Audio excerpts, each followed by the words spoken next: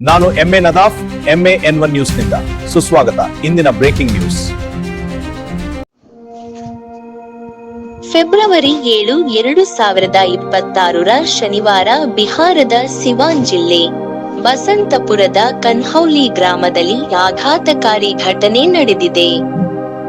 ಸರ್ಕಾರಿ ಶಾಲೆಯ ಶಿಕ್ಷಕ ವೀರೇಂದ್ರ ಶಾ ಎಂಬಾತ ತನ್ನ ಮನೆಯಲ್ಲಿ ಬಾಸಗಿ ಟ್ಯೂಷನ್ಗೆ ಬರುವ 8 ವರ್ಷದ ಬಾಲಕಿಯನ್ನು ಹಲವು ದಿನಗಳಿಂದ ಲೈಂಗಿಕವಾಗಿ ದೌರ್ಜನ್ಯ ಮಾಡುತ್ತಿದ್ದ ಆರೋಪ ಕೇಳಿ ಬಂದಿತು.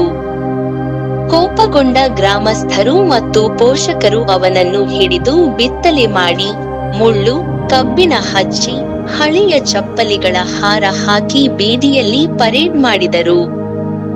ನಂತರ ಪೊಲೀಸ್ ಬಂದ ಆರೋಪಿಯನ್ನು ವಶಕ್ಕೆ ಪಡೆದುಕೊಂಡು ಕಾನೂನು ಕ್ರಮ ಕೈಗೊಂಡಿದ್ದಾರೆ. ಇಂತಹ ಪ್ರಕರಣಗಳಲ್ಲಿ ಮಾಬ್ ಜಸ್ಟಿಸ್ ಬದಲು ಕಾನೂನು ಮಾರ್ಗವನ್ನೇ ಅನುಸರಿಸಬೇಕು ಎಂದು ಪೊಲೀಸರು ಸ್ಪಷ್ಟಪಡಿಸಿದ್ದಾರೆ.